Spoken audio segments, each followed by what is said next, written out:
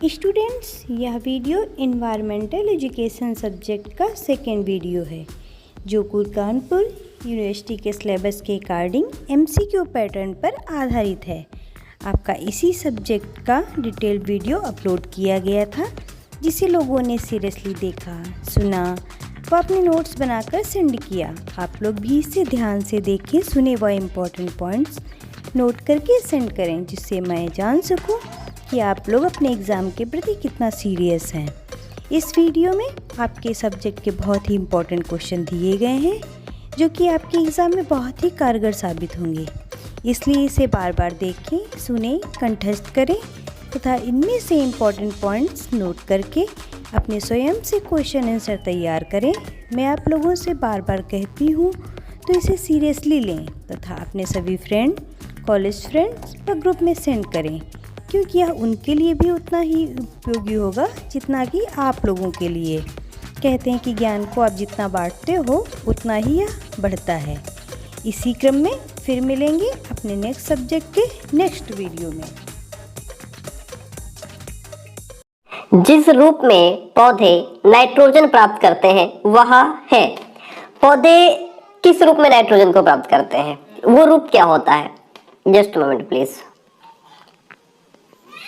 देखिए, क्या वो नाइट्रिक ऑक्साइड के रूप में प्राप्त करते हैं या नाइट्रेट के रूप में प्राप्त करते हैं, अमोनिया या फिर नाइट्राइट? चार ऑप्शन आपके सामने है। राइट वन इसमें क्या हो जाएगा? Option B, nitrate. जिस रूप में पौधे नाइट्रोजन को प्राप्त करते हैं वो रूप क्या होता है इसका? नाइट्रेट कहलाता है। क्या? Nitrate. Option B is the best one option here. निम्नलिखित में से कब पर्यावरण संरक्षण अधिनियम पारित हुआ था? मैंने आपको एक क्लास दी थी जिसमें सारे दिवस और बताए थे, वो क्लास नहीं देखी तो जरूर देखिएगा। निम्नलिखित में से कब पर्यावरण संरक्षण अधिनियम पारित हुआ था? 82, 86, 90, 94। तो इसमें राइट वन ऑप्शन आपका क्या हो जाएगा? 1986। ऑप्शन बी, 1986 को पर्यावरण संरक्षण अधिनियम पारित हुआ था। ऑप्शन बी आपका जो है वो सही और सटीक आंसर हो जाएगा। विश्व पर्यावरण दिवस जिस तारीख को मनाया जाता है वह कौन सी तारीख है? वह आपकी 5 जून है। आप सभी को रट गया होगा, याद हो गया होगा। विश्व पर्यावरण दिवस हमारा 5 जून को मनाया जाता 5 जून को मनाया जाता है। विश्व पर्यावरण दिवस आपका 5 जून को मनाया जाता है। पर्यावरण किससे बनता है? जीवीय घटकों से पर्यावरण बनता है, भू आकृतिक घटकों से बनता है, अजैव घटकों से बनता है या फिर इन सभी के मिलने से पर्यावरण बनता है? नया क्वेश्चन आपको देखने को मिला। तो यहाँ पे जीवीय घटक हो, भू आकृतिक घटक हो, अजैविक घटक हो, इन सभी के मिलने से पर्यावरण बनता है। ऑप्शन नंबर जो आपका द है वो यहाँ पे राइट हो जाएगा। द ऑप्शन द, उपयुक्त सभी के मिलने से पर्यावरण का निर्माण होता है।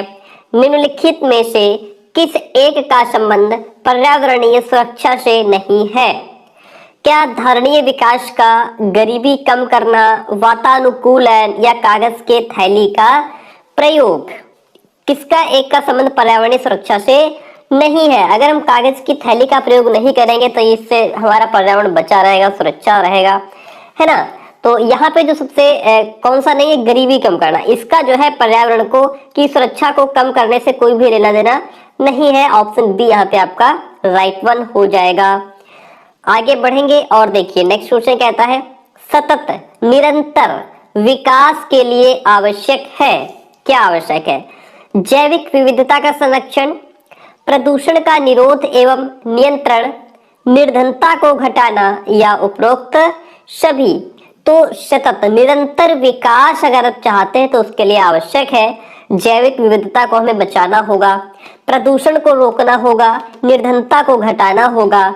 ऑप्शन डी जो है यहाँ पे आपका वो सही और सटीक आंसर हो जाएगा।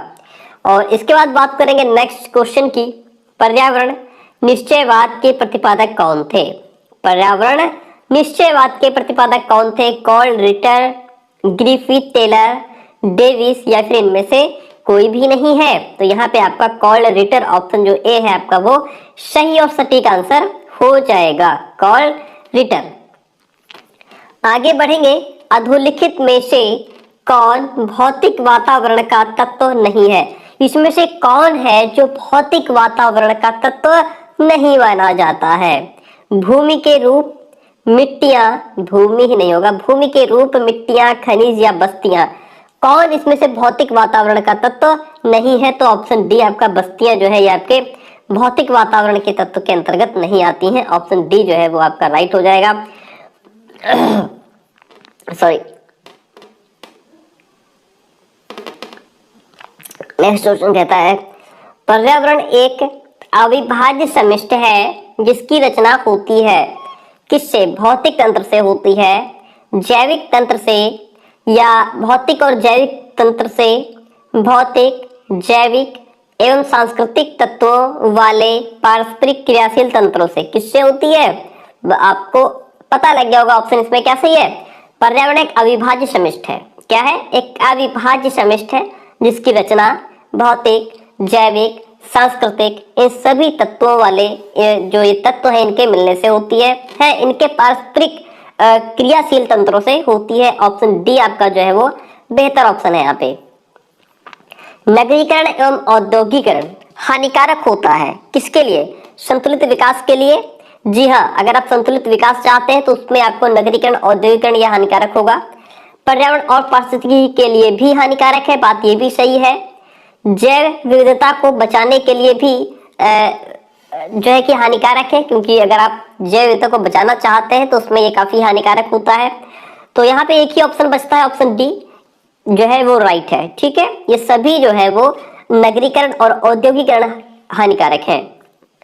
देखिए इन सब के लिए पृथ्वी के चारों ओर गैसों के समूह को क्या कहा जाता है?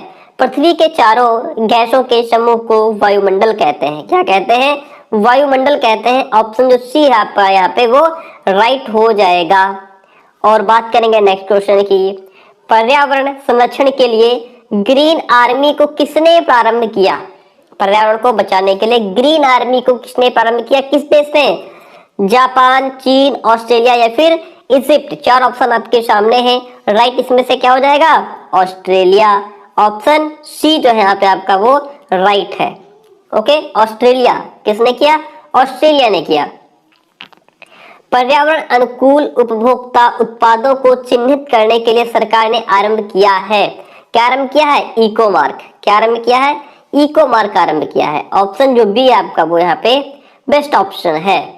इको मार्क उन भारतीय उत्पादों को दिया जाता है जो पर्यावरण के प्रति मित्रता का भाव रखते हो, मैत्रीपूर्ण हो, उनको इको मार्क दिया जाता है। ऑप्शन आपका जो सी है वो राइट आंसर है। राष्ट्रीय पर्यावरण नए क्वेश्चंस भी देखने को मिलेंगे। राष्ट्रीय पर्यावरण अभियांत्रिकी शोध संस्थान कहाँ स्थित है? तो राष्ट्रीय पर्यावरण अभियांत्रिकी शोध संस्थान जो है आपका वो नागपुर में स्थित है। कहाँ? नागपुर में स्थित है। ऑप्शन यहाँ पे भी आपका सी जो है वो बेस्ट ऑप्शन है। पृथ्वी का अपमार्जक कौन है? पृथ्वी का अपमार्जक कौन है? जीवाणु, कवक, मृदा व जल, पशु या फिर पक्षी। तो इसमें से जो राइट ऑप्शन है आपका वो क्या हो जाएगा? जीवाणु और कवक जो है ये पृथ्वी के अपमार्जक कहे जाते हैं। ऑप्शन आ जो है यहाँ पे आपका वो राइट ऑप्शन हो जाएगा। ठीक है, चलिए जीवाणु और कवक पृथ्वी के अपमार्जक है। आगे बढ़ जाएंगे इसी के साथ में। निम्न में से कौन पर्यावरण के लिए हानिकारक है? इसमें कागज। क्या कागज पर्यावरण के लिए हानिकारक है लेकिन कुछ खास नहीं।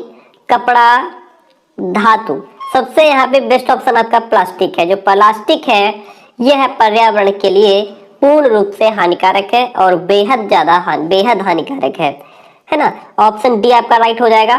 पर्यावरण के क्षेत्र में भ्रमण, पर्यावरण अध्ययन में क्षेत्र भ्रमण का मुख्य उद्देश्य क्या होता है? अगर आप पर्यावरण का अध्ययन बच्चों को करा रहे हैं, आप उन्हें क्षेत्र भ्रमण के लिए लेके जाते हैं, तो इसका क्या मतलब है? इसका जो उद्देश्य होता है वो होता है बच्चों को प्रत्यक्ष अनुभव कराना, चीजों को दिखा दिखा करके समझाना, उनको प्रत्यक्ष अनुभव कराना। ठीक है, ऑप्शन सी जो है आपका वो बेस्ट ऑप्शन हो जाएगा, ताकि बच्चे आंखों से देख करके, क्योंकि कोई भी चीज हमको तब ज्यादा समझ में आती है जब हम उसको उसमें ज्यादा से ज्यादा इंद्रियों का प्रयोग करें। और किसी चीज को आप देखेंगे भी, सुनेंगे भी, उसके बारे में जानेंगे, समझेंगे, तो वो चीज आपके अंदर हमेशा के लिए कंठस्थ हो जाती है।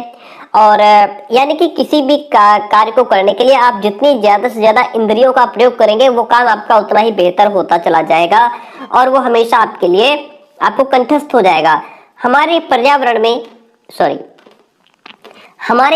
में किस गैस का सबसे अधिक सांद्रण है? ऑक्सीजन, कार्बन डाइऑक्साइड, हाइड्रोजन या फिर नाइट्रोजन? बताइए इसमें राइट आंसर क्या हो जाएगा। तो इसमें जो बात आपकी है वो नाइट्रोजन, यानी कि ऑप्शन डी जो है वो सही हो जाएगा। हमारे पर्यावरण में नाइट्रोजन गैस का सबसे अधिक सांद्रण है। Option D is the right one. जैव विविधता दिवस कब मनाया जाता है? जैव विविधता दिवस आपका 29 दिसंबर को मनाया जाता है। कब मनाया जाता है? 29 दिसंबर। Option A is the right one. और इसी के साथ आगे बढ़ेंगे। भारत में पर्यावरण मंत्रालय किस वर्ष में स्थापित किया गया था? एक से बढ़कर एक सुपर क्वेश्चन। पर्यावरण मंत्रालय किस वर्ष में स्थापित किया गया था? 1985 में। कब किया गया था? 1985 में भारत में पर्यावरण मंत्रालय 1985 ईस्वी में स्थापित किया गया था। पर्यावरण के अवयवों की प्रकृति कैसी होती है? अपरिवर्तनीय एवं स्थावर, परस्पर एक दूसरे से अपवर्जक, एक दूसरे से परस्पर अंतर संबंधित, इंटररिलेटेड, पूर्णता दृष्टिगोचर और स्पर्शनीय। बात यहाँ पे आपकी जो है वह सही है, सा ऑप्शन। एक दूसरे से परस्पर अंतर संबंधित होते हैं, इंटर रिलेटेड होते हैं, आपस में गुथे हुए होते हैं। ठीक है, चलिए इसी के साथ आगे बढ़ेंगे। पर्यावरण मानव विकास के लिए निम्न में से क्या प्रदान करता है? पर्यावरण जो है वो मानव के ह्यूमन डेवलपमेंट के लिए क्या प्रदान करता है? पदार्थ, ऊर्जा और अनुकूल दशाएं। जी हाँ, ये प्रदान करता है, बात ये सही है। कूड़ा करकट फेंकने के लिए मुफ्त स्थल भी हमें मिलता है। संचार एवं परिवहन के लिए माध्यम भी हमको पर्यावरण से मिलते हैं। जब बातें सारी सही हैं तो ऑप्शन नंबर डी को हम टिक कर देंगे। ठीक है, जो डी ऑप्शन है वो हमारा राइट हो जाएगा। और फिर आगे बढ़ेंगे। कौन सा तत्व सांस्कृतिक पर्यावरण की रचना करता है? आर्थिक, सामाजिक, राजनैतिक। तो यहाँ पे तो आर्थिक, सामाजिक, राजनैतिक ये सभी तत्व सांस्कृतिक पर्यावरण की रचना करते हैं। इसमें भी आपका ऑप्शन जो डी है वो राइट हो जाएगा। ठीक है, चलिए और आगे बढ़ जाएंगे। निम्न में कौन सा सामाजिक प्रदूषण है? सामाजिक प्रदूषण की बात हो रही है। किसकी बात हो रही है? समाज की बात हो रही है।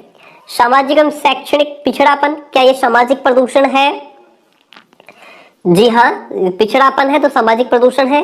गरीबी भी हमारा सामाजिक प्रदूषण है। जनसंख्या विस्फोट, बढ़ती जनसंख्या दिन प्रतिदिन भी सामाजिक प्रदूषण है। यहाँ पे सारी ही बातें ये सही है, तो हम ऑप्शन नंबर डी को टिक कर देंगे। ठीक है, निम्नलिखित में से कौन सा एक पर्यावरण अध्ययन के संबंध में सच नहीं है? इसमें कोई एक ऐसा ऑप्शन है जो पर्यावरण के बारे में सत्य नहीं है। क्या नहीं सत्य है इसमें भाई, देख लेते हैं। पर्यावरण अध्ययन की प्रकृति एकीकृत है। पर्यावरण अध्ययन बाल केंद्रित अध्ययन है, बात तो सही है, बाल केंद्रित है भाई, चाइल्ड सेंटर्ड है, बच्चों को सेंटर में रखकर के काम किया जाता है। पर्यावरण अध्ययन बच्चों को अपने परिवेश को खोजने का अवसर देता है, बात ये भी सही है। पर्यावरण अध्ययन वर्णनों और परिभाषाओं पर बल देता है, ये तो बात बिल्कुल भी सही नहीं है, इसलिए ऑप्शन ये आपका सही है ना। इसमें कौन सा सच नहीं है? तो ये आपकी बात सच नहीं है, इसीलिए ऑप्शन ये आपका सही हो जाएगा। ऐसा नहीं है कि केवल वर्णन और परिभाषाओं पर बल देता हो, पर्यावरण हमें बहुत कुछ सिखाता है। पर्यावरण अध्ययन में बच्चों को जोड़ने की सबसे प्रभावशाली युक्ति क्या है? बच्चों को जोड़ने की सबसे प्रभावशाली युक्ति क्या है? किस्से और कहानियां। अगर आप बच्चों को किस्से और कहानियां सुनाएंगे तो बच्चे पर्यावरण के बारे में ज्यादा इंटरेस्ट, रुचि लेते हैं, है ना। पाठ्य पुस्तकों का चयन या शिक्षक द्वारा व्याख्या करना या कक्षा निर्देशन, इसमें बच्चा इतना इंटरेस्ट नहीं लेगा जितना कि किस्से और कहानियों में लेगा। हम लोगों को भी अगर कोई चीज कहानी के माध्यम से सुनाई जाती है, बताई जाती है, तो उसमें हम ज्यादा इंटरेस्ट लेते हैं। निम्न से कौन कृत्रिम पारिस्थितिक तंत्र है? कृत्रिम की बात हो रही है, प्रकृति की नहीं। तो इसमें वन, ये तो प्रकृति में आ जाते हैं। घास के मैदान, झील, ये सारे प्राकृतिक है, लेकिन धान का खेत कृत्रिम है आपका। ठीक है, ये कृत्रिम पारिस्थितिक तंत्र है। ऑप्शन ए यहाँ पे आपका बेस्ट। अब आपको पारिस्थितिक तंत्र से रिलेटेड क्वेश्चंस मिलेंगे। निम्न में से कौन पारिस्थितिक तंत्र के विषय में सही नहीं है? इसमें से कौन सी एक बात है जो पारिस्थितिक तंत्र के बारे में सही नहीं है? यह अजैविक और जैविक दोनों संगठनों से युक्त होता है, बात ये तो सही है। इसकी अपनी स्वयं की उत्पादकता होती है, ये भी ठीक लग रहा है ऑप्शन। यह एक बंद तंत्र होता है या प्राकृतिक संसाधन तंत्र? प्राकृतिक संसाधन तंत्र है भाई, बात ये भी सही है, लेकिन ऐसा नहीं कि यह एक बंद तंत्र होता है। ऑप्शन सी जो यहाँ पे आपका है वो सही नहीं है। ठीक है, यही आपका राइट ऑप्शन हो जाएगा। एकदम नए क्वेश्चंस मिलेंगे आपको। पारिस्थितिकी निम्नलिखित के बीच पारस्परिक संबंधों का अध्ययन है। जीव और वातावरण के बीच, मनुष्य और वन के बीच, मृदा और जल के बीच, या फिर पति और पत्नी के बीच पारस्परिक संबंधों का अध्ययन है। किसके बीच पारस्परिक संबंधों का अध्ययन है? जीव और वातावरण। जीव और वातावरण, बाकी चीजें तो बाद में आती है ना। जीव और वातावरण के बीच पारस्परिक संबंधों का अध्ययन हमारा पारिस्थितिकी है। Option A is the best one option here. Next की बात करेंगे। पारिस्थितिकी निकाय में ऊर्जा का प्राथमिक स्रोत क्या है? किण्वन में उत्सर्जित ऊष्मा, वनस्पति में संरक्षित शर्करा, सौर ऊर्जा, या उपयुक्त में से कोई नहीं। तो सौर ऊर्जा हमको सीधा सा ऑप्शन मिल जाता है कि ऊर्जा का जो प्राथमिक स्रोत है, ऊर्जा का जो प्राथमिक स्रोत है वो क्या है? सौर ऊर्जा है। क्या है? सौर ऊर्जा है। ऑप्शन आपका सी जो है वो बेस्ट ऑप्शन है। और फिर आगे बढ़ेंगे। किस कार्य से पारिस्थितिकी संतुलन बिगड़ता है? पारिस्थितिकी संतुलन किससे बिगड़ता है? सामाजिक वानिकी से? जी नहीं। वन महोत्सव से? बिल्कुल नहीं। वनों को लगाने से बनता नहीं, बिगड़ता नहीं, बनता है। लकड़ी काटने से बिगड़ता है। किससे बिगड़ता है? पारिस्थितिकी संतुलन लकड़ी काटने से बिगड़ता है। ऑप्शन ए यहाँ पे आपका जो है वो सही ऑप्शन है। जीव भार का पिरामिड किस पारिस्थितिक तंत्र में उलट जाता है? ऑप्शन बी तालाब जो है यहाँ पे राइट ऑप्शन है, इसमें उलट जाता है। पारिस्थितिकी तंत्र के जैविक घटकों में कौन उत्पादक घटक है? हरे पौधे। ऑप्शन डी कौन है? हरे पौधे। पारिस्थितिक तंत्र के जैविक घटकों में जो हरे पौधे हैं वो उत्पादक घटक माने जाते हैं। पारिस्थितिकी तंत्र की संकल्पना को प्रस्तावित किसने किया था? चार ऑप्शन आपके सामने हैं। जी टेलर, ई हंगस्टेन, डी आर स्टोडर्ट, या फिर टॉन्सले। राइट ऑप्शन आपका टॉन्सले। कौन है? टॉन्सले। ठीक है, टॉन्सले। पारिस्थितिक तंत्र की संकल्पना को किसने प्रस्तावित किया था? टॉन्सले ने। ऑप्शन डी जो है वो बेस्ट ऑप्शन है। पारिस्थितिकी तंत्र में किसका चक्रण नहीं होता है? इसमें ऊर्जा का चक्रण नहीं होता है। किसका चक्रण नहीं होता है? ऊर्जा का चक्रण नहीं होता है। ऑप्शन बी आपका राइट है। एक से अधिक जातियों का समूह, एक से अधिक जातियों का समूह जो किसी स्थान पर रहता है उसे क्या कहते हैं? उसे जैव समुदाय कहा जाता है। क्या कहा जाता है? उसे जैव समुदाय कहा जाता है। ऑप्शन बी जो है आपका वो राइट हो जाएगा। एक से अधिक जातियों का समूह जो किसी स्थान पर रहता है उसे जैव समुदाय कहते हैं। क्या कहते हैं? जैव समुदाय कहते हैं। एक परितंत्र में शैवाल यानी कि हरी काई, क्या हरी काई का स्थान का स्थान होता है उपभोक्ता, उत्पादक, अपघटक या इनमें से कोई नहीं। ऑप्शन बी उत्पादक हो जाएगा। क्या हो जाएगा? ऑप्शन बी उत्पादक हो जाएगा। इकोलॉजी यानी कि पारिस्थितिकी शब्द देने वाले कौन थे? ये आपके ई हैकल थे। कौन थे? ई हैकल। पारितंत्र में जो मानव है वह क्या है? सर्वाहारी है, मांसाहारी है, शाकाहारी है, या अपघटक है? देखिए चार ऑप्शन आपके सामने है। राइट इसमें क्या हो जाएगा आपका? सर्वाहारी है। जो मानव है वो आपका सर्वाहारी है, सब कुछ खा लेता है ना, सर्वाहारी है। एक पारितंत्र में कौन से दो घटक होते हैं? पादप एवं प्राणी, जीवी और अजीवी, मछली एवं मेढक, मेढक एवं शेर। राइट ऑप्शन आपका जीवी और अजीवी हो जाएगा। एक परितंत्र में कौन से दो घटक होते हैं? जीवी और अजीवी। ठीक है, ऑप्शन बी आपका बेस्ट ऑप्शन है। एक परितंत्र में मानव व सभी जंतु होते हैं। उत्पादक उपभोक्ता या उत्पादक उपभोक्ता दोनों है या फिर इनमें से कोई भी नहीं है। तो यहाँ पे उपभोक्ता, एक पाठ्यंत्र में मानव सभी जंतु क्या है, उपभोक्ता के अंतर्गत आते हैं। मानव द्वारा बनाया गया पारिस्थितिकी तंत्र जो है वह फसल परितंत्र कहलाता है। क्या कहलाता है, फसल परितंत्र। ठीक है, ऑप्शन बी यहाँ पे आपका राइट है। खाद्य श्रृंखला के आधार पर जीवधारी होते हैं, प्रकाश संश्लेषी उत्पादक होते हैं। पादप, मांसाहारी, शाकाहारी, इनमें से कोई नहीं, तो प्रकाश संश्लेषी पादप, ऑप्शन ए जो है वो आपका राइट आंसर है। वायु क्या है, वायु एक यौगिक है, तत्व है, मिश्रण है, विद्युत अपघटय है। क्या है, तो वायु एक मिश्रण है। क्या है, वायु एक मिश्रण है। ऑप्शन सी जो है आपका वो राइट ऑप्शन है। पौधों द्वारा नाइट्रोजन को किस रूप में ग्रहण किया जाता है, ये ऑप्शन आप सबसे पहला क्वेश्चन यही था, आपको याद होगा अभी, नाइट्रेट के रूप में, है ना। नाइट्रेट के रूप में पौधों द्वारा नाइट्रोजन को नाइट्रेट के रूप में ग्रहण किया जाता है। प्रकृति में ऊर्जा का मुख्य स्रोत क्या है, सूर्य है। ठीक है, option D is the right one. और प्रकाश संश्लेषी संश्लेषण संपादित होता है सभी पौधों के द्वारा, सभी जंतुओं और पौधों के द्वारा, सभी हरे पौधों के द्वारा या वायरसों के द्वारा। राइट ऑप्शन इसमें से क्या हो जाएगा, सभी हरे पौधों के द्वारा प्रकाश संश्लेषण संपादित होता है। और ये पौधों में प्रकाश संश्लेषण क्रिया किस रंग में सबसे अधिक होती है, लाल रंग में सबसे अधिक होती है। ऑप्शन सी आपका राइट वन ऑप्शन हो जाएगा। ये कौन द्वितीय श्रेणी का उपभोक्ता है, द्वितीय श्रेणी का उपभोक्ता कौन है, सांप। प्यारे दोस्तों, क्लास कैसी रही कमेंट जरूर कीजिएगा।